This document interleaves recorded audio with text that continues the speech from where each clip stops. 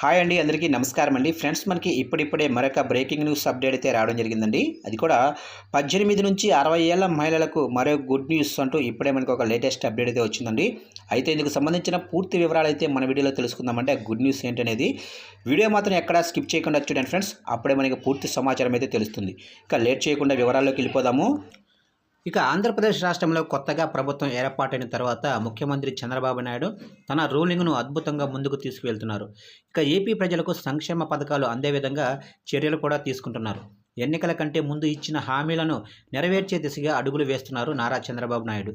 ఇందులో భాగంగానే ఇప్పటికే పెన్షన్లు కూడా పంపిణీ చేశారు. ఇక తెలంగాణ రాష్ట్రంలో అమలవుతున్న ఫ్రీ బస్సు తరహాలోనే ఏపీలో కూడా త్వరలోనే ఆ బస్సు సౌకర్యం కూడా రాబోతుంది.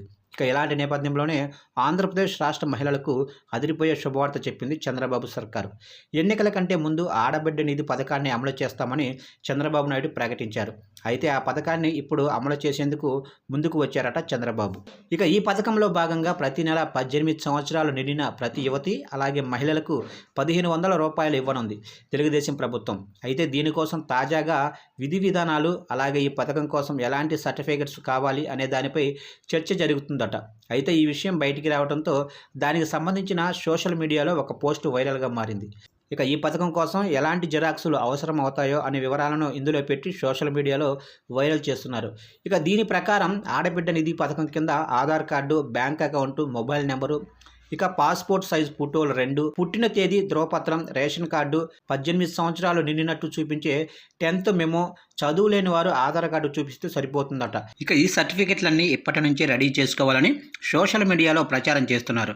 అయితే ఈ పథకం వచ్చే నెల నుంచి ప్రారంభమయ్యే ఛాన్స్లో ఉన్నట్లు తెలుస్తుంది. చూశారు కంటే మొత్తం మీదుగా ఇటు టీడీపీ, జనసేన అలాగనే బీజేపీ కూటమి హామీ ఇచ్చిన విధంగానే ఎన్నికల ముందు 18 సంవత్సరాల నుంచి 60 సంవత్సరాలు లోపున్న మహిళలందరికీ కూడా 1500 రూపాయలు ప్రతి నెల అకౌంట్లో వేస్తామని చెప్పారు.